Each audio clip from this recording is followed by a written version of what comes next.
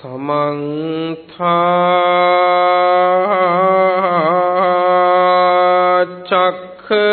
चक्रवालेषु अत्रा गच्छन्तु देवता सद्दम्मं मुनिराजस्य सुनन्तु सग्मुखदं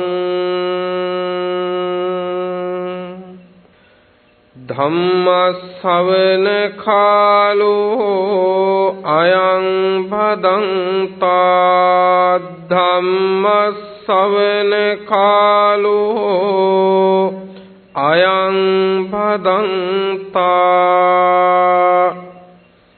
धम्मश्रवण कालो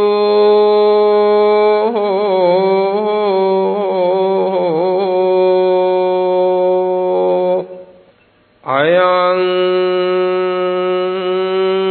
भदन्ता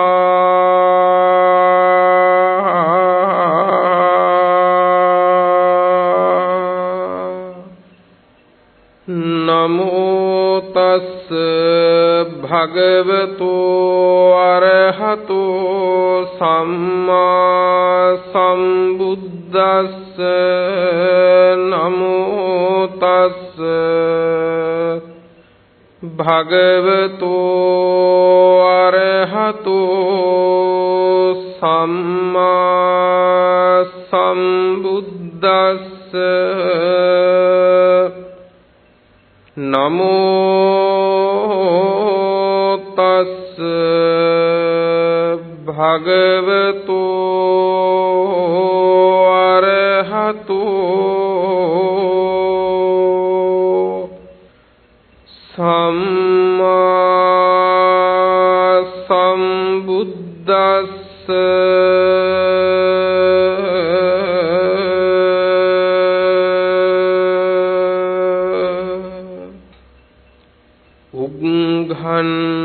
उग्घन्हात भिक्खवे धम्मचेतियानि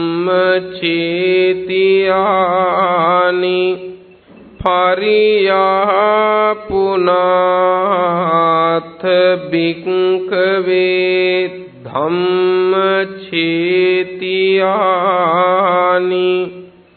धारेत भिक्खवे धम्मचेतियानि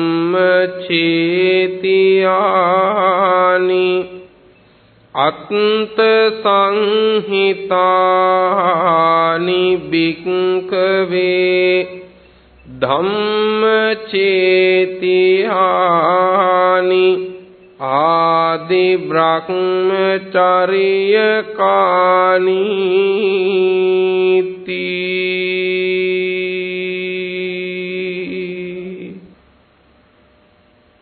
सद्धर्म श्रवणाभिलाषी श्रद्धा संपन्न गुणवंत पिन्नुतुनी සිරිත් පරිදි ධර්ම ගෞරවයෙන් බලාපොරොත්තු වෙන්නේ ලෝතර සම්මා සම්බුදුරජාණන් වහන්සේ විසින් ලෝ සත වෙත මහත් කරුණාවෙන්ම දේශනා කළ ධර්මස්කන්ධයෙන් දහම් කරුණු කීපයක් ශ්‍රවණය කරමින් ධර්ම ශ්‍රවණයට කැමැති ලොව පුරා ඉන්න හැමටත් ශ්‍රවණය කරන්න ඉඩ හදමින් මුළු ලෝකෙටම ධර්මයේ දන් දෙන්නට බලාපොරොත්තු වෙන වෙලාවයි. පින්වතුනි, සම්මා සම්බුද්ධ ශාසනයක කල යුක්ත කරන්න ලැබිච්ච මොහොතයි මේ අපිට උදා වෙලා තියෙන්නේ. කල යුක්ත කරන්න උදා වෙච්ච වෙලාවක් මේක. සම්මා සම්බුදුරජාණන් වහන්සේ පිරිනිවන් පාන මොහොත වෙනකොට පින්වත්නි, අපි වෙනුවෙන්, අපේ නිවන වෙනුවෙන්, අපේ දුකෙන් නිදහස් වීම වෙනුවෙන් උන්වහන්සේට කරන්න තියෙන හැම දෙයක්ම අපි වෙනුවෙන් කරලයි පිරිනිවන් පෑවේ. මේ එළඹිලා තියෙන්නේ පින්වත්නි අපේ නිවන වෙනුවෙන් අපි කළ යුතු කොටස කරන වෙලාව. පින්වත්නි භාග්‍යවතුන් වහන්සේ උන්වහන්සේගේ අවසාන වස්සාන සමය ගත කළේ බේලුව කියන ගමේ. මේ බේලුව ගමේ භාග්‍යවතුන් වහන්සේ වස් සමාදන් වෙනකොට භික්ෂූන්ට අවවාද කළා යහළු මිත්‍රයන් සමග පුරුදු පරිද්දෙන් විශාලාව අවට වස්වසන්න කියලා භාග්‍යවතුන් වහන්සේ බේලුව ගමේ වස්වැසුවා. බේලුව කියන්නේ විශාලාවෙම ප්‍රවේශ නගරයක්, තරමක් පහසුකම් අඩු, ප්‍රත්‍ය පහසුකම් අඩු. පින්වත්නි මේ කාලේ තථාගතයන් වහන්සේට තියෙන රෝගාබාධය අතිශයින්ම උත්සන්න වුණා. භාග්‍යවතුන් වහන්සේට දැඩි කායික වේදනා උපදින්න පටන් ගත්තා. පින්වත්නි මේ වෙලාවේ තථාගත බුදුරජාණන් වහන්සේ මෙනෙහි කරනවා ඉතින් තථාගතයන් වහන්සේ උපස්ථායකයන්ට නොදන්වා භික්ෂු සංඝයාට අවසාන අවවාදයකුත් නොකර පිරිනිවන් පාන එක හොඳ නැහැ. ඒ නිසා උපස්ථායකයන්ට දන්වලා භික්ෂු සංඝයාට අවසාන අවවාදයකුත් කරලයි පිරිනිවන් පාන්න ඕන කියලා තථාගතයන් වහන්සේ නැවත වේදනාවන් සංසිඳුවාගෙන පින්වත්නි වැඩ වාසය කරා. ඔය අතරේ එක වෙලාවක පින්නතුනේ සන්ධ්‍යාවේ භාග්‍යවතුන් වහන්සේ ළඟට ආවා උන්වහන්සේට අවුරුදු 25ක් සියාතින් උපස්ථාන කරපු අග්‍රෝපස්ථායක ආනන්ද හාමුදුරුවෝ.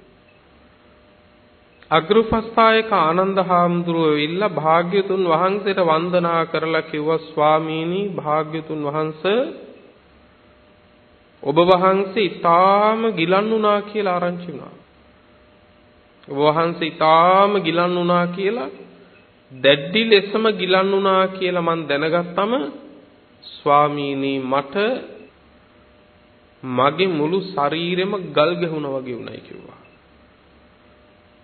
ස්වාමීනි ඔය තරම් වහන්සේ ගිලන් වුණා කියලා දැනගත්තම මට දිසා අනුදිසා ටික පවා අමතක වුණයි කිව්වා.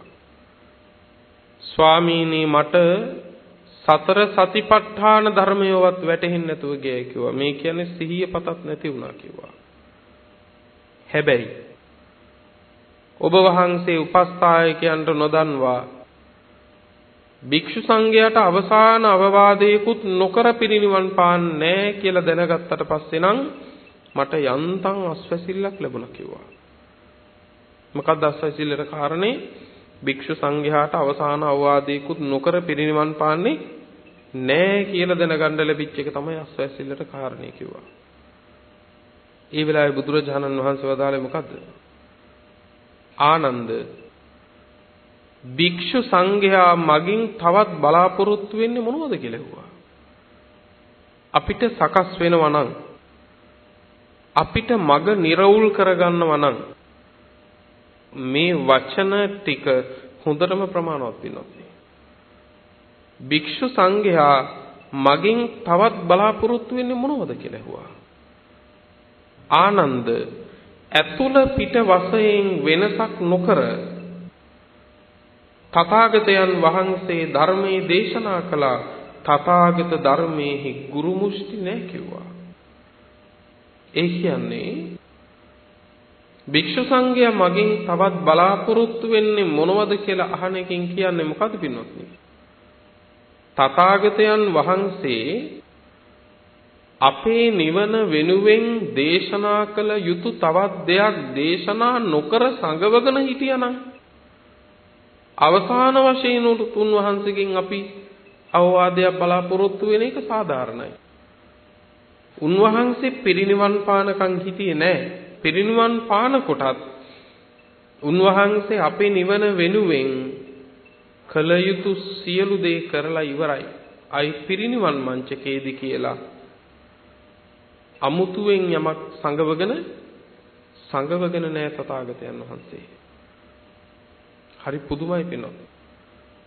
මේ ලෝකේ සමහර අයගේ සමහර දැනීම්, සමහර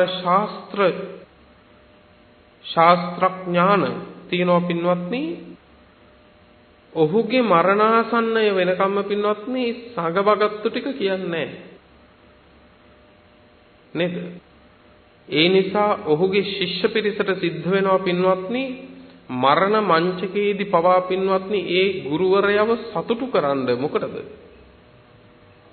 අර කියලා දීපු නැති ටික දැනගන්න. තථාගතයන් වහන්සේ පිරිනිවන් මංචකයේ වැඩ ඉන්න වෙලාව වෙනතුරු අපේ නිවන පිණිස අවශ්‍ය යමක් කිසිම විටකවත් පින්නතුනේ සැඟෙව්වේ නැහැ. ඇතුළ පිට වශයෙන් වෙන් කළෙත් නැහැ. ඇතුළ පිට වශයෙන් කාරණා දෙකක් වෙන් වෙනවා. එකක් තමයි පුද්ගලයෝ ඇතුළ පිට වශයෙන් වෙන් වෙනවා. ඊළඟ දේ තමයි ධර්ම කාරණයක් ඇතුළ පිට වශයෙන් වෙන් වෙනවා. දැන් උදාහරණයකට මෙහෙම හිතන්නකෝ. සමහර කාරණා තියෙනවද නැද්ද? ඔබ ඇතුළු කීප දෙනෙක් අතර කතා වෙන එතනින් එහා පැත්තේ අයට නොකියන. එහෙම කාරණා තියෙනවද නැද්ද? තියෙනවා. ඒ කියන්නේ මේ කාරණේ අපි කීප දෙනා දැනගත්තොත් ඇති කියලා කියන ඒවා තියෙනවනේ. ඒ කියනකොට ඒ පිරිස ඇතුල් පිරිස වෙනවා, අනෙක් පිරිස පිට පිරිස වෙනවා. ඒ කියන කාරණයක් එතකොට ඇතුල් කාරණේ වෙනවා, අනික් කාරණා බහැර කාරණා වෙනවා. සම්මා සම්බුදුරජාණන් වහන්සේගේ බුදුමුවින් වදාළ එකඳු බණපදයක්වත් පුද්ගලයව ඇතුළ පිට වශයෙන් වෙන් කරලත් නැහැ. ධර්ම කාරණා ඇතුළ පිට වශයෙන් දේශනා කරලත් නැහැ. ඒ කියන්නේ මෙන්න මෙයාට සෝවාන් වෙන්න විතරයි මම ධර්මයේ දේශනා කරන්න කියලා එකක් තථාගතයන් වහන්සේගේ නැහැ. මෙන්න මේ පුද්ගලයාට නම් සෝවාන් වෙන්නවත් බණක් කියන්නේ නැහැ කියලා එකක් බුදුරජාණන් වහන්සේගේ නැහැ. මෙයාට නම් අනාගාමි වෙන්න විතරයි ධර්මයේ දේශනා කරන්න කියලා එකක් තථාගතයන් වහන්සේගේ නැහැ. මෙයාට නම් අරහත් ඵලයටම ධර්මයේ දේශනා කරනවා කියලා එකකුත් තථාගතයන් වහන්සේගේ නැහැ. සම්මා සම්බුදුරජාණන් වහන්සේට සියලු ලෝසත තමන්ගේ දරුවෝ වගේ.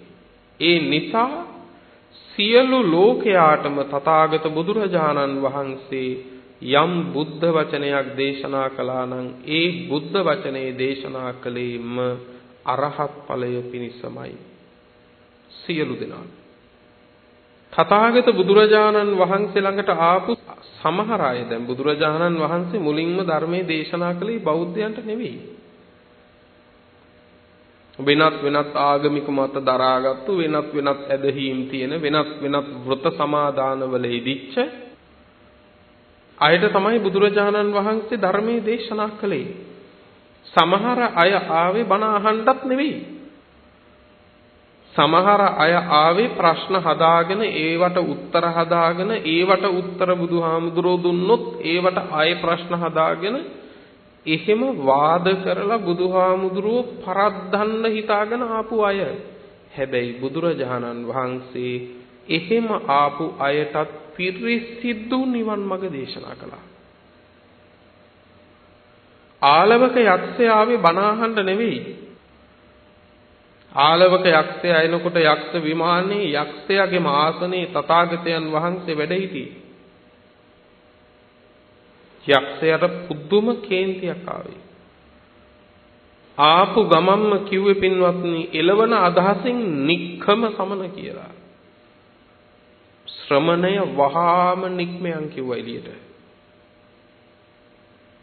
වහාම නික්මයන් කිව්වා.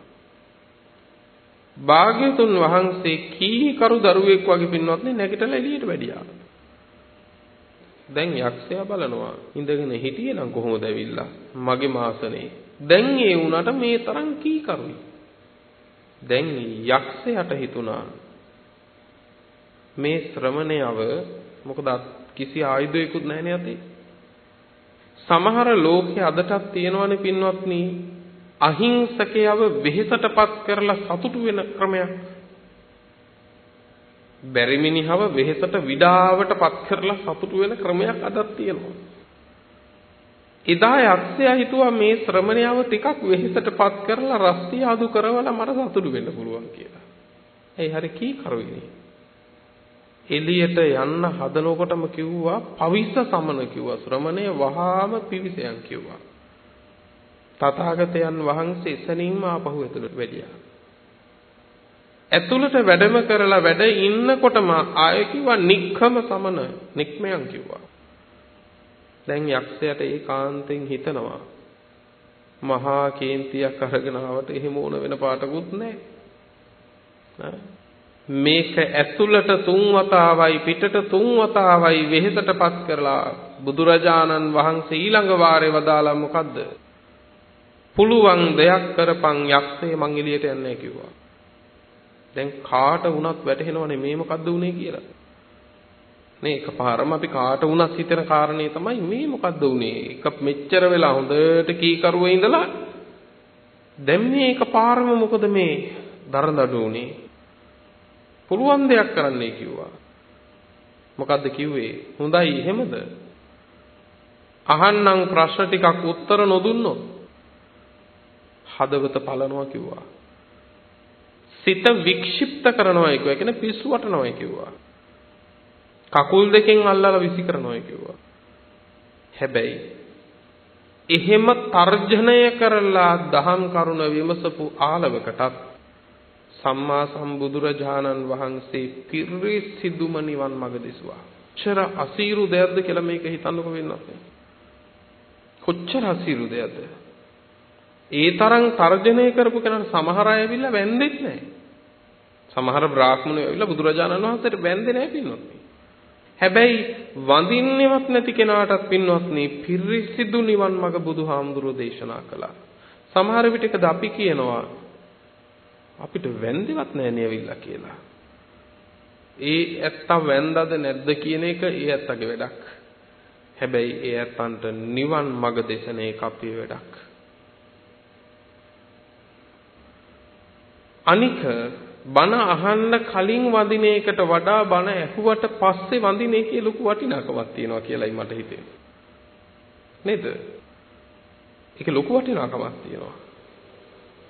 යමෙක් සරණ ගිහිල්ලා බණ අහන එකටත් වඩා වටිනවා බණ අහලා ඉවර වෙලා සරණ යනවා නම්. මොකද ඒ සරණ යන්නේ ආ ධර්මයේ අවබෝධයෙන්මයි. එතකොට බුදුරජාණන් වහන්සේ සියල්ලන්ටම පින්වත් දේශනා කළේ අරහත් ඵලය පිණිසමයි. කකුල් දෙකෙන් අල්ලලා විසි කරනවා හදවත පලනවා කිව්ව යක්ෂයා අන්තිමට මොකද කිව්වේ? ස්වාමීනි ඔබ වහන්සේගේ ධර්මයේ සංඝ රත්නයේ ගුණ කිය මං ගමක් ගානේ නගරයක් ගානේ අද ඉඳන් ඇවිදිනවා කිව්වා. අද ඉඳන් ඇවිදිනවා කිව්වා. ගුණ කිය තුනුරුවනේ. එහෙමයි. හොඳට වටහා ගන්න කිසිම කෙනෙකුට පින්වත්නි අරහත් ඵලයෙන් මෙහා නිවනෙන් මෙහා පැත්තේ ලාභයකට බුදුරජාණන් වහන්සේ ධර්මයේ දේශනා කරලා නැහැ. අපි කාටවත් වෙනසක් කරලා නැහැ. හැම දිනාටම පිරිසිදු නිර්වුල් නිවන් මඟ දේශනා කරලා තියෙනවා. හැබැයි සියලු දෙනාට අරහත් ඵලයේ පිණිසම ධර්මයේ දේශනා කළාට ඒ දේශනාව ශ්‍රවණය කළ හැමෝම අරහත් ඵලයටපත් උනේ නැහැ. නේද? සමහරු අරහත් ඵලයටපත් වුණා, සමහරු අනාගාමී වුණා, තවත් සමහරු සකු르දාගාමී වුණා, තවත් පිරිසක් සෝවාන් වුණා, තවත් පිරිසක් තෙරුවන් සරණ ගියා විතරයි. ඒයි සියල්ලන්ටම අරහත් ඵලයේ පිණිස නම් ධර්මයේ දේශනා කළේ ඇයි ඒ විදිහට වෙනස්කම්? ඒකට හේතුව මෙහෙමයි. පින්වතුනි අපි හිතමු දැන් ඔබ පුංචි දරුවෙක් උකුලේ තියාගෙන කෑම කනවා කියලා. Tamanට කැමති ප්‍රමාණයට Tamanට පුළුවන් ප්‍රමාණයට බත් පිඟානකට බෙදාගෙන ඔබ ඒ පිඟානේ බත් ටික පිඩු අනලා කුස පිරෙනකන් කනවනේ. දැන් ඔබ එහෙම බත් පිඩු අනාගෙන කනකොට ඔබේ උකුලේ ඉන්නවා පුංචි දරුවෙක්. මේ දරුවා මොකද කරන්නේ? මේ දරුවත් නිකන් ඉන්නේ නැහැ පින්වත්නි. මේ දරුවත් අත දාලා පුළුවන් විදිහට අහුවෙන බත් ඇටය දෙක තුන හරි ඒ දරුවත් කනවද නැද්ද? ඒ දරුවත් කනවා. පින්වත්නි අපි වගේම බත් පිඩු අනාගෙන කන්න බැරි වෙන්න පුළුවන්. නමුත් සමහර විටකදී ඇඟිලි තුඩු දෙකෙන් එක බත් ඇටයක් අල්ලලා ඒ දරුවා කටේ දා ගන්නවා. අන්න ඒ වගේ තමයි නිවන පිණිසම දේශනා කළ ධර්මයක් උනත් ඒ ශ්‍රාවකයෝ ගන්නේ තම තමන්ට අහුවෙන ප්‍රමාණවලින්. මේ ධර්මයේ එහෙමයි. තම නැන පමණින් තමයි මේ ධර්මයේ ප්‍රත්‍යක්ෂ කරගන්න තියෙන්නේ. ඒ නිසා බුදුරජාණන් වහන්සේකයි වදාළේ ආනන්ද භික්ෂූන් තවත් මගෙන් මොනවද බලාපොරොත්තු වෙන්නේ? සියලු දේපල දරුවන්ට දීලා එකම එක ඉඩමක් නොලියා ඉන්නවනම් ඔන්න දරුවෝ බලාපොරොත්තු උනට කමන්නේ ඒක කාටද කියලා. හැබැයි සියලු දේපල දරුවන්ට දුන්නට පස්සේ ඒ අම්මගෙන් තාත්තගෙන් දරුවෝ තවත් බලාපොරොත්තු වෙන්නේ මොනවදනේ? මේ කියන්නේ ඒකනේ බුදුහාමුදුරෝ මං නිවන පිණිස දෙසිය යුතු සියලු දේ දේශනා කළා නම් තවත් අමුතුවෙන් මොනවද මගෙන් බලාපොරොත්තු වෙන්නේ? මේ නොකිය කියන්නේ වැදගත් කරුණක්. තව දුරටත් ඔබවත් මමවත් අපේ නිවන ගැන භාග්‍යවතුන් වහන්සේ වෙත බලාපොරොත්තු තියාගෙන ඉන්න එකේ තේරුමක් නැහැ. මේ කියන්නේ බුදුන් වඳින්න එපා, සත්කාර කරන්න එපා කියන එක නෙමෙයි. අපේ නිවන වෙනුවෙන් භාග්‍යවතුන් වහන්සේ කළ යුත්තේ කරලා ඉවරයි දැන්. දැන් උන්වහන්සේ මත බලාපොරොත්තු තියාගෙන ඉඳලා බෑ. දැන් තියෙන්නේ කාගේ කොටසද? දැන් අපේ කොටස තියෙන්නේ එකයි කිව්වේ අත්ත දීපා විහෙරත ධම්ම දීපා විහෙරත. තමන්ගේ පිහිට කරගන්න දැන්.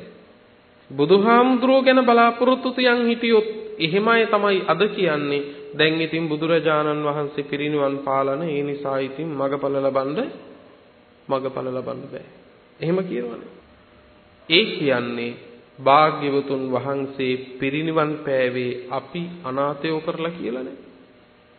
එහෙම නැහැ පින්වත්නි. භාග්‍යවතුන් වහන්සේ පිරිනිවන් පෑ බව ඇත්තයි. හැබැයි භාග්‍යවතුන් වහන්සේ අපේ නිවන වෙනුවෙන් යමක් කළ යුතුද ඒ සියල්ල කරලයි පිරිනිවන් පෑවේ. චතුරාර්ය සත්‍යයෙන් සත්‍ය තුනක් විස්තර කරලා හතරවැනි සත්‍ය දේශනා නොකර පිරිනිවන් පෑවනම් අපි අනාථයි. නේද? එහෙනම් අපි අනාථයි. ආරෂ්ඨාංගික මාර්ගයෙන් අංග 7ක් දේශනා කරලා එකක් දේශනා නොකර පිරිනිවන් පෑවනම් එහෙනම් අපි අනාථයි නේ බුදුහාමුදුරනේ පිරිනිවන් පෑවට පස්සේ. එහෙම නැහැ පින්වත්නි. බුදුරජාණන් වහන්සේ නිවන වෙනුවෙන් සියලු දේ කළා.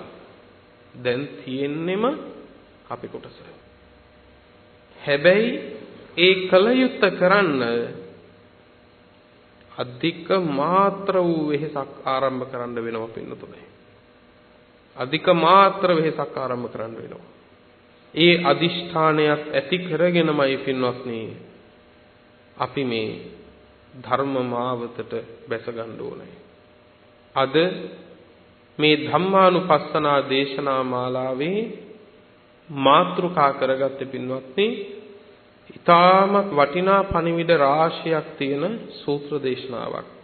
මේ සූත්‍ර දේශනාව සූත්‍ර පිටකයේ මජ්ක්‍ධිම නිකායටයි ඇතුළත්ව තියෙන්නේ. මජ්ක්‍ධිම නිකායේ දෙවැනි පොතට එහෙමත් නැත්නම් මජ්ක්‍ධිම පඤ්ඤාසකයට.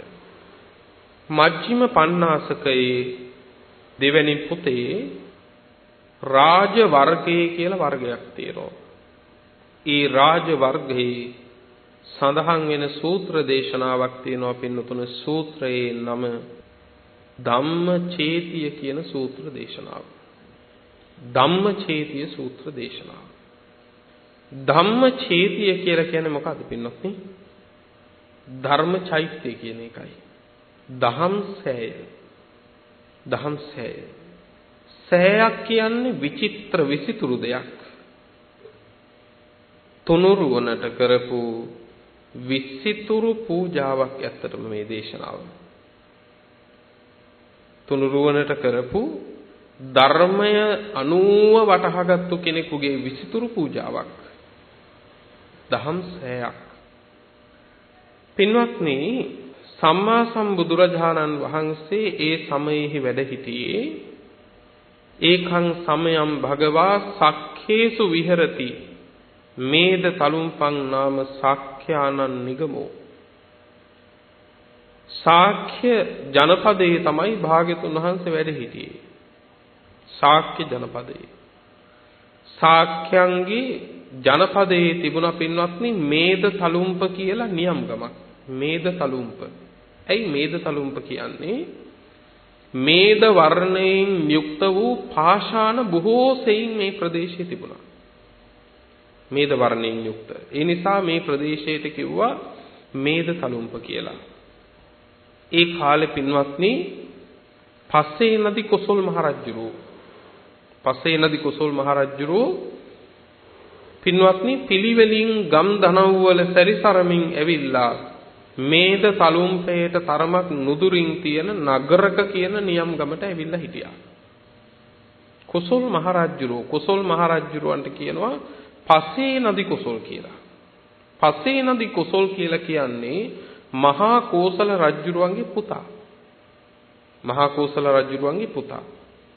එතකොට මහා කෝසල රජුරුවන්ගේ පුතා වෙච්ච මේ පස්සේ නදි කොසල් බොහෝම හොඳට ශිල්ප ශාස්ත්‍ර ඉගෙනගත්තු කෙනෙක්. එයත් එක්කම තමයි බන්දුල කියලා සේනාධිපතියෙක් පස්සේ හිටියා. ඒ බන්දුල ඉගෙන ගත්තෙත් එකටමයි. මේ පස්සේ නදි කොසල් රජුරුවන්ගේ පරිණත භාවය දැකලා මහ කොසල් රජුරෝ පස්සේ නදි කොසල් රජුරවන්ට රාජ්‍ය භාර දුන්නා. හරීම උවමනාවෙන් රාජ්‍ය පාලනය කරපු කෙනෙක් කොසල් රජුරෝ කියන්නේ. මහ ප්‍රතාපවත් රජ කෙනෙක්. තාම බල සම්පන්නයි වක තිබිච්ච තාම බලවත් රාජ්‍යයක රජුරෝ තමයි කොසල් රජුරෝ. හරිම හොඳට බොහොම උවමනාවෙන් රාජ්‍ය පාලනය කරපු කෙනෙක්. ඒ රාජ්‍ය ඇතුලේ වංචා දූෂණ නැති කරන්න එහෙම පුදුම වෙහෙසක් ගත්ත කෙනෙක් තමයි කොසල් රජුරෝ. මේ කොසල් මහ රජුරුවන්ගේ ජීවිතයේ ස්වභාවය ජීවිත පුවත් තාම දීර්ඝව විස්තර තියෙනවා. බුදුරජාණන් වහන්සේට හරීම ලෙන්ගතුයි. දවසකට 3 වාරයක් භාග්‍යතුන් වහන්සේ හමු වෙන්න යනවා. බොහෝ අවස්ථාවල දවසකට 3 වාරයක් බුදුරජාණන් වහන්සේ හමු වෙන්න කොසල් මහ රජුරුව යනවා. බුදුරජාණන් වහන්සේට සමීප වෙන්න හේතු කාරණා රාශියකුත් තිබුණා. ඒවා මේ සූත්‍ර ඇතුලේ කියවෙනවා පින්නත්. මේ සූත්‍රය ඇතුලේ කියවෙනවා. කොසල් මහ රජුරුවන්ගේ බිරිඳ තමයි පින්වත්නි මල්ලිකා දේවිය. තාම නුවණැති බිසවක්. බොහෝ අවස්ථාවන් වල කොසල් මහ රජුරුවෝ කෝසල මල්ලිකාවගෙන්, ඒ කියන්නේ බිසවගෙන් යම් මඟ පෙන්වීම ලබාගත්තු අවස්ථා දේශනාවේ තියෙනවා. අනෙක් අතින් කොසල් මහ රජුරුවන්ගේ තිබුණ හරි උදාර ගුණයක්. යම් කිසි කෙනෙක් බුදුරජාණන් වහන්සේ විසින් වර්ණනා කළා නම් කොසල් මහ රජුරුවෝ ඒ පුද්ගලයාට හරියට ගරු කරනවා. ඒ වගේම තමයි භාග්‍යවතුන් වහන්සේට ශාසනයට යම් පීඩාවක් කළොත් එහෙම කවුරු හරි කොසල් මහ රජුරුවන්ටත් හරියට ඒ පිළිබඳව වේදනාව වෙනවා. කොසල් මහ රජුරුවන්ගේ සහෝදරිය තමයි පින්වත්නි බිම්බිසාර මහ රජතුමා විවාහ කරගෙන හිටියේ. කොසල් මහ රජුරුවන්ගේ මස්සිනා තමයි බිම්බිසාර මහ රජුරුව. පස්සේ කාලයක පින්වත්නි බිම්බිසාර මහ රජුරුවන්ගේ පුතා වෙච්ච අජාසත්තට විවාහ කරලා දුන්නා කොසල් රජුරුවන්ගේ දුවක් වෙච්ච වජිරා. බිම්බිසාර මහ රජුරුව මගධේ, කොසල් මහ රජුරුව කෝසලේ. දැන් කොසල් මහ රජුරුව පින්වත්නි ඒ කාලේ ඊ ගම්දනව් වල සැරිසරමින් ඇවිල්ලා නගරක කියන නියම් ගමට ආවා. නගරක කියන නියම් ගමට ඇවිල්ලා ඒ අත මේ අත ඇවිදිමින් සක්මන් කරමින් ඉන්නකොට හිතුණා මේ වෙලාවේ ඊටාම හොඳයි කවුරු හරි උතුම් පැවිද්දෙක් දකින්න නැත්නම් එහෙමත් නැත්නම් ටිකක් ඇවිදින්න යන්න නැත්නම් කියලා කොසල් මහරජුරවන්ට හිතුණා. පින්වත්නි, දැන් ඒ කාලේ කොසල් රජුරුවන්ගේ සේනාධිපතිය වෙලා හිටියේ දීඝකාරායන කියන ඇමතියා. කොසල් රජුරෝ දීඝකාරායන ඇමතියට කතා කරලා කිව්වා, යහළු දීඝකාරායන, අපි ලස්සන භූමීන් බලන්න එහෙමත් නැත්නම් මේ උයන් වතු බලන්න අපි යන්. ලස්සන උයන් වතු බලන්න යන්. මේ නගරක කියන ගම ආසන්නයේ තියෙන ලස්සන උද්‍යාන එහෙම බලන්න අපි යන්. ඒ නිසා අගනා රත ආදිය සූදානම් කරන්න කිව්වා. භද්‍ර යානයන් යොදන්න කිව්වා. භද්‍ර කියන්නේ යහපත් හොඳ. තාම හොඳ වාහන රත යොදන්න කිව්වා. අපි යන් කිව්වා උයන් සිරි බලන්න. හොඳයි කියලා දීඝකාරායන පින්වත්නි වහවහාම ඊටාම අගනා හොඳ රස සූදානම් කළා රජුරවන්ට උයන් සිරි බලන්න යන්න. කවුද මේ දීඝකාරායන කියන්නේ?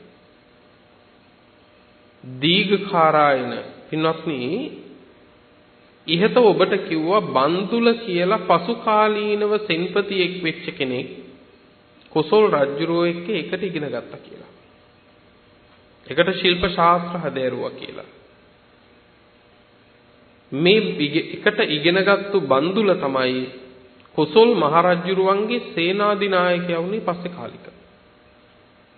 මේ බන්දුල සේනාධිනායකයා සෙන්පතියයි තාම ශූර වීර කෙනෙක් පින්වත්.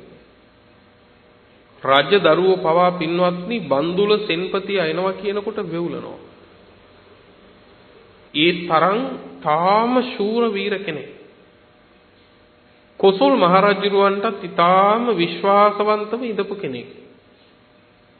බන්දුල සෙන්පතියාගේ බිරිඳගේ නමත් මල්ලිකා. ඇය බන්දුල මල්ලිකා. කොසල් රජුරුවන්ගේ බිසවගේ නම කෝසල මල්ලිකා.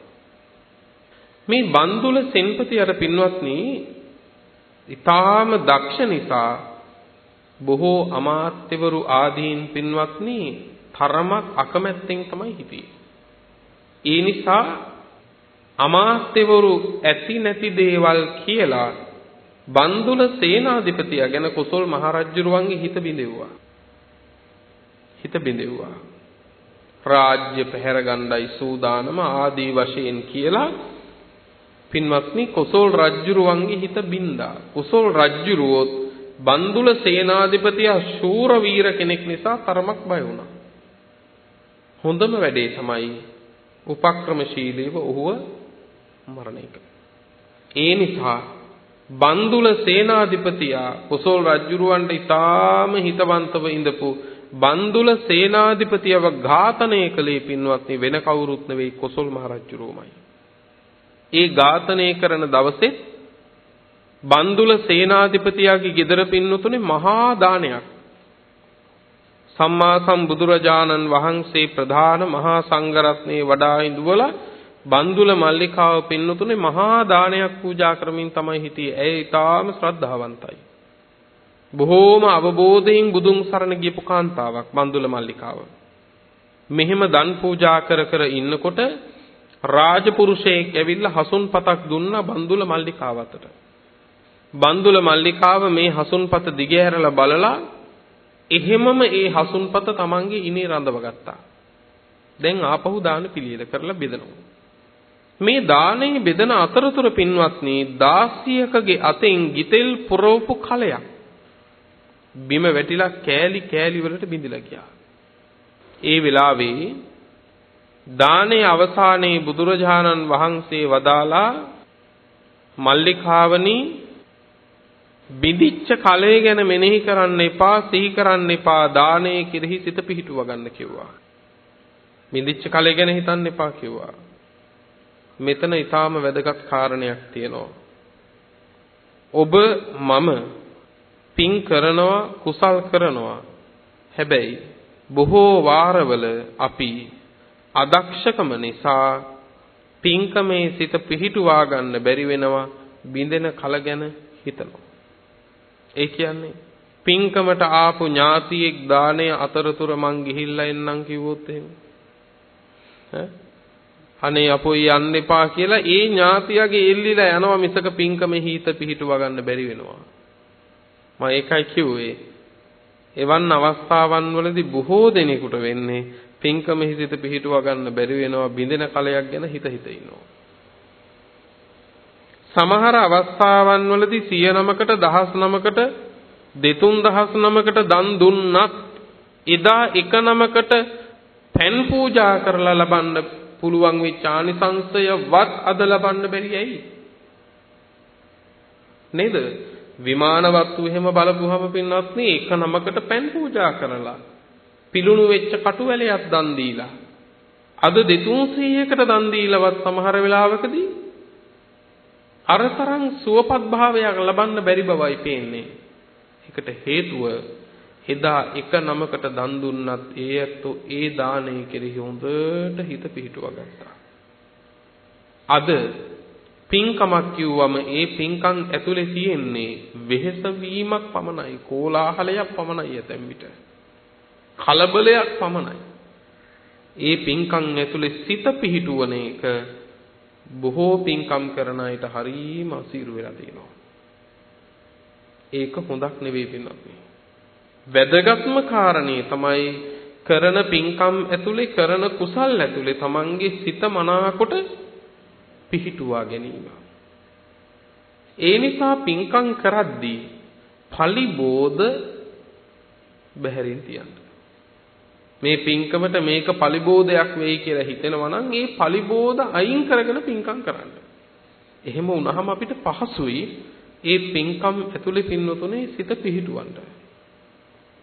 ඉතින් බුදුරජාණන් වහන්සේ අවවාද කළා මල්ලිකාවනි ගිතෙල් කලයේ ගැන දැන් හිතන්න එපා, දානයේ කෙරෙහි සිත පිහිටවන්න කිව්වා. බන්දුල මල්ලිකාව කිව්වා ස්වාමීනි ඔබ වහන්සේ දුටුවද දැන් රාජපුරුෂයෙක් මගේ අතට හසුන්පතක් ගෙනල්ලා දුන්නා. ඔව් මල්ලිකාවනි ස්වාමීනි ඒකේ තියෙන්නේ මම මේ දන් පූජා කරන වෙලාව වෙනකොට මගේ ස්වාමියාත් මගේ දරුවෝ ටිකක් යුද්ධෙට ගිහිල්ලායි හිටියේ. මගේ ස්වාමියාත් මගේ දරුවෝ රජ්ජුරුවෝ විසින් එකතැන කපලා මරලා කියලයි මට මේ හසුන්පතෙන් පණිවිඩය ආවි කිව්වා. ස්වාමීනි එහෙම පණිවිඩයකින්වත් සැලිච්ච නැති මම මේ ගිතෙල් කලයක් බිඳුනට සැලෙයිද කියලා කිව්වා. බලන්නකො මේ ධර්මයේ සිත පිහිටවපු කෙනාගේ ශක්තිය. සමහර විටකදී අපි පින්කමක් කරනවා, මහා පින්කම් කරනවා. මහා පින්කම් කරලා පින්වත්නි මාසයකට පස්සේ විතර වගේ දරුණු රෝගාබාධයක් හැදුනොත් එහෙම අනේ මෙච්චර පින්කම් කරලා අපිට මෙහෙම වෙනවනේ කියලා ඔන්න පින්වත්නි එතනින් පස්සේ තිසරණේ මත ඇර ගන්නවා. වැඩක් නැහැ. මොන ශාසනයක්ද මේක? මෙච්චර පින්කම් කරලත් මෙහෙම වෙනවා නම් මොන ධර්මයක්ද මේක කියලා උන්න ධර්මයට ද්වේෂ කරනවා. ඔබ මේව අත්දකින්නේ නැද්ද? කොච්චර තියෙනවද? ධර්මයට ද්වේෂ කරනවා, මේ ධර්මයේ බොරු කියනවා. මේ ශාසනයේ බොරු කියනවා. බුදුන්ගෙන් වැඩක් නැහැ. දැන් දෙවියෝ තමයි ඕන කියලා පිනවද දෙවිවරු පස්සේ දුවනවා.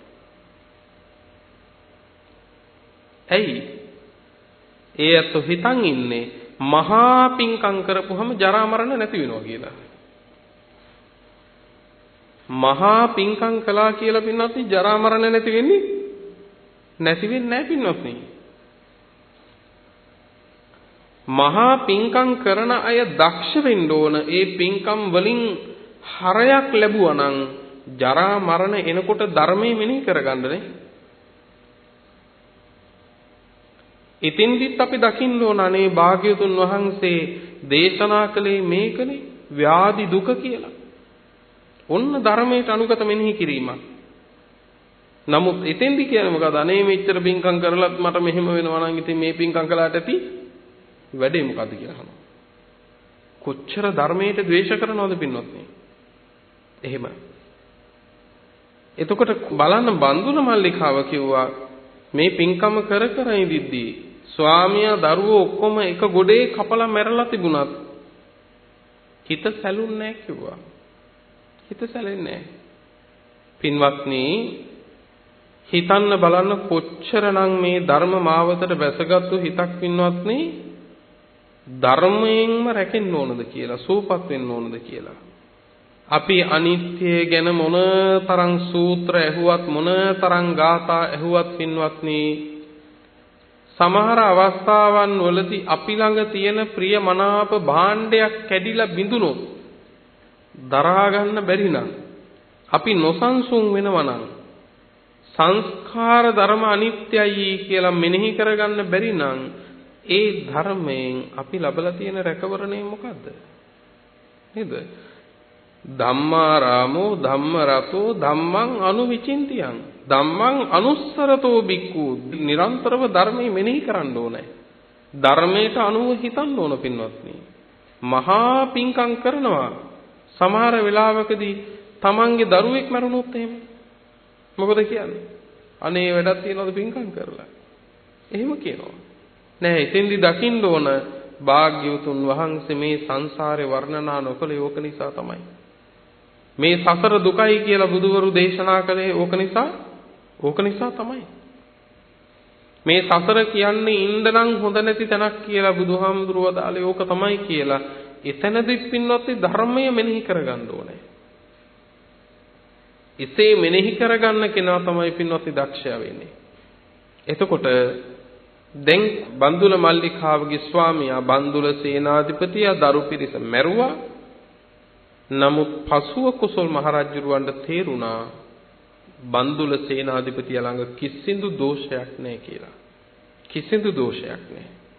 බන්දුල මල්ලිකාවගේ හිතේ කුසල් මහරජුරෝ ගැන ස්වල්ප මාත්‍ර කිලුටක්වත් නැහැ. දැන් මොන තරම් පශ්චාත්තාවයක් තියෙන්නේ නැද්ද රජුරවන්ට?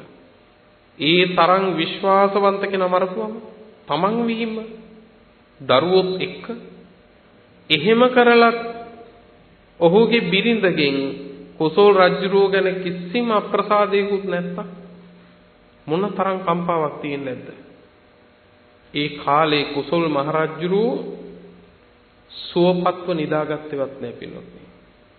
උමතුවෙන් වගේ ඒ අත මේ අත ඇවිදවිදම කාලේ ගෙවුවා කියනවා.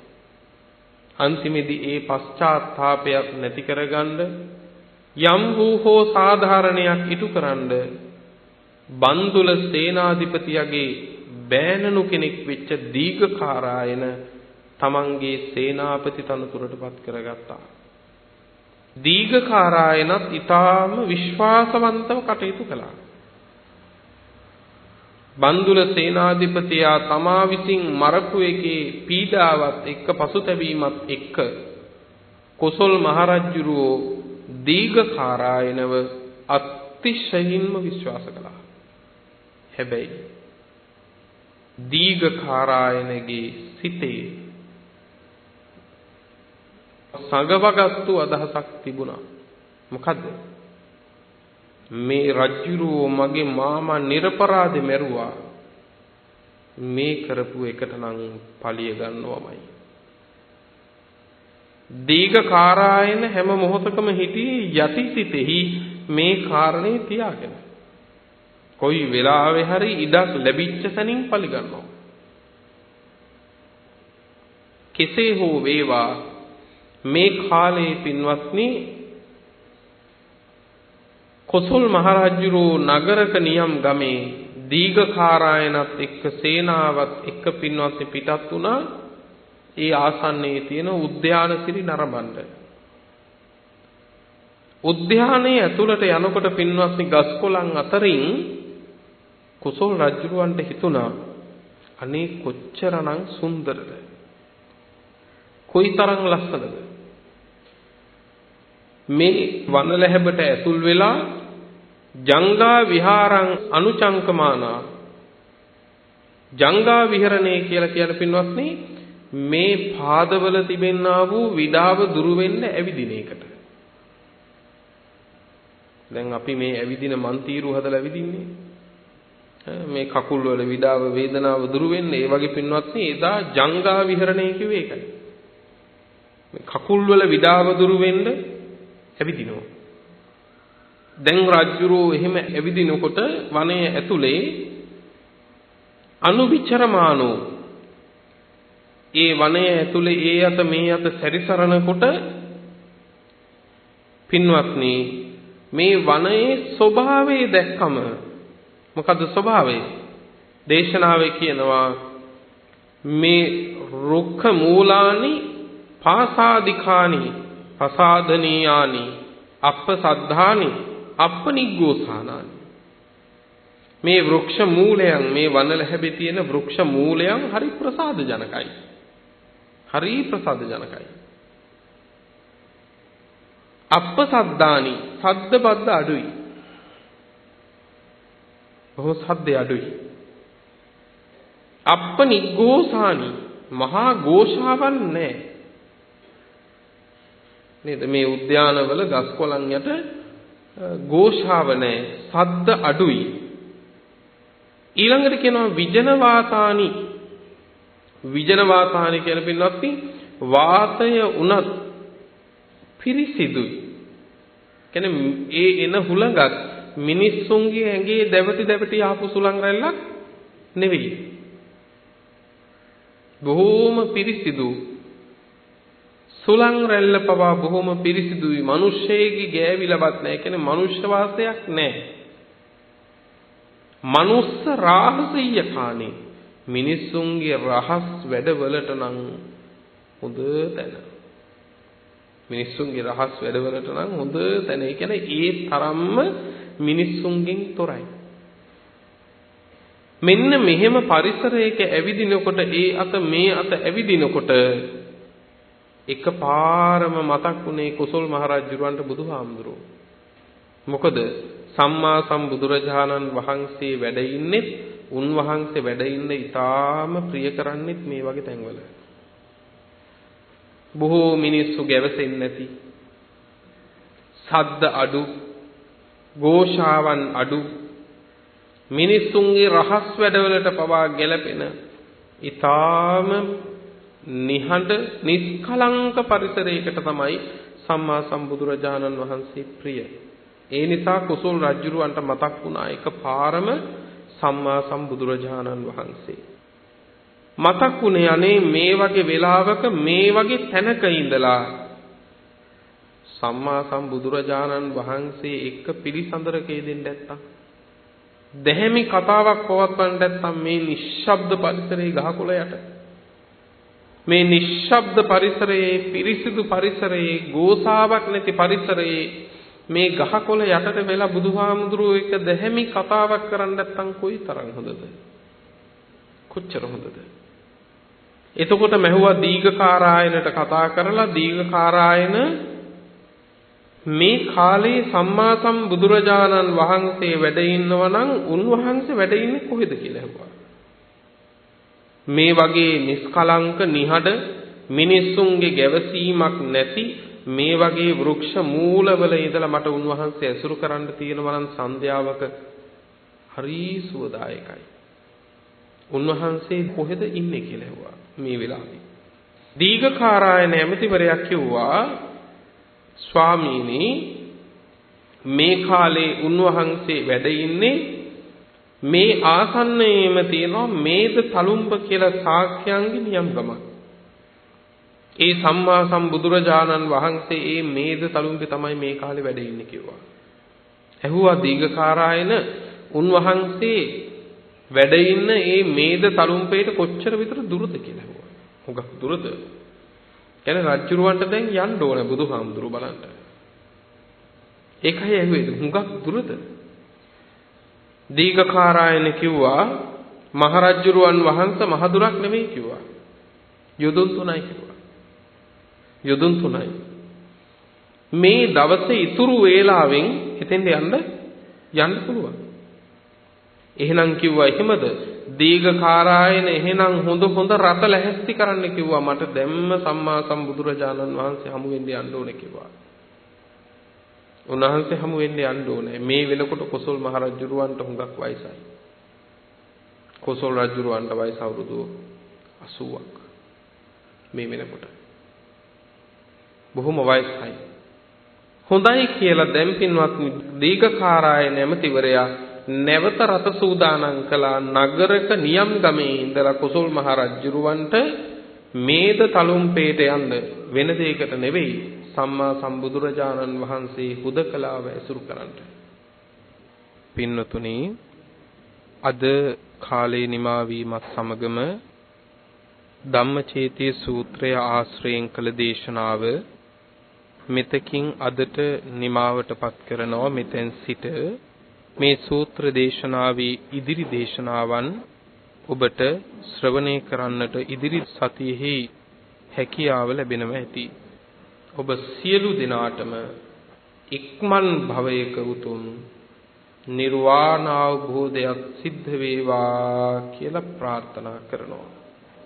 අදත් මේ උතුම් දේශනාව සිද්ධවන්නට යෙදුනේ විශේෂයෙන්ම මේ හේමක ඩයස් මහත්මාණන්ගේ සංවිධාන ශක්තියෙන් යුතුව මේ වෛද්‍ය කමානී මායාදුන්න මැතිණිය, ඒ වගේම රුක්ලන්ත මායාදුන්න මහත්මාණන් ආදී සත්පුරුෂ පිරිසගේ දායකත්වයෙන් සහභාගීත්වයෙන් මේ ධර්ම දාණය ලොවට සිද්ධවන්නට යෙදුනේ.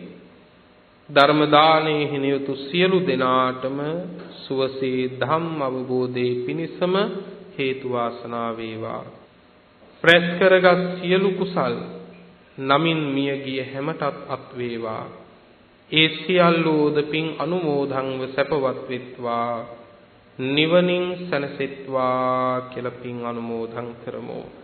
දායකත්වයේ දරූ මෙන්ම ශ්‍රවණය කළ හැමතත් නිදුක් නිරෝගී චිරජීවනයේ සැලසේවා. බුද්ධාදී උතුමන් වහන්සේලා නිවුණු සැනසුණු අමා මහ නිවන අපටත් මේ කුසල බලයෙන්ම ලැබේවා කියලා සාදු කියලා ප්‍රාර්ථනා ඇති කරගනිමු. ලොව සසුන සුරකින්න සියලු සම්මා දිට්ඨික දෙවියන්ටත් මේ පින් ලැබේවා. පින් අනුමෝදන් වන දෙවියන්ගේ දේවාශිර්වාදයක් ඔබ අපට ලැබේවා. ප්‍රාර්ථනීය බෝධියකින් දෙවියෝද නිවන් දකිත්වා කියලා සාදු කියලා පින් අනුමෝදන් කරමු. ආකාසට්ඨා ච බුම්මට්ඨා දේවා නාග මහිද්దికා පුඤ්ඤං තං අනුමෝදිත්වා චිරං රක්ඛන්තු ලෝක සාසනං චිරං රක්ඛන්තු ධම්ම දේශනං චිරං රක්ඛන්තු ත්වං සදා. පුරා අවුරුදු 25ක් ලෝතුරා සම්මා සම්බුදුරජාණන් වහන්සේ ළඟ ඉඳලා උන්වහන්සේට සියාතින් උපස්ථාන කළ අග්‍ර උපස්ථායක වූ මහා පිං ඇති ආනන්ද මහරහතන් වහන්සේ පින්වතුනේ මෙහෙම ප්‍රාර්ථනාවක් කළා. දස බල සීලප්පභවා නිබ්බාන මහා සමුද්ද පරියන්තා අට්ඨංග මග්ග සලිලා ජින වචන නදී චිරං වහතු. දස බල බුදුරජාණන් වහන්සේ නම් මහ පර්වතය මුදුනින් හටගත් අමා මහ නිවන නම් මහ සයුර කෙළවර කොට ඇති ආර්ය අෂ්ටාංගික මාර්ගය නම් සිසිල් දිය පිරුණු ඒ උතුම් තථාගත බුද්ධ වචනය නම් වූ ගංගාව අපමණ සත්වයින්ගේ අනන්ත සංසාර දුක්ගිනි නිවාලමින් තව බොහෝ කල් ගලා බසීවා.